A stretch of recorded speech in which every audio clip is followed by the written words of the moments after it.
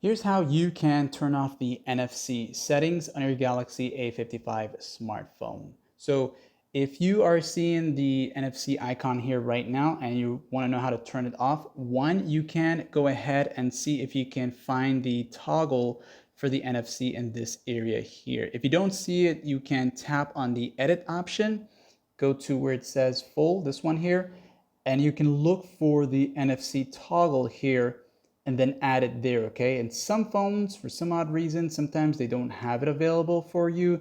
And if that's the case, so you can see mine is here.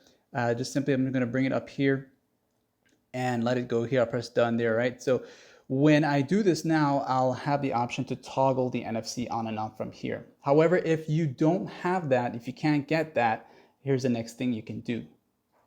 So you can use the quick panel access once again. You'll go to the settings this time around, you'll tap here, then you'll go to where it says connections right there.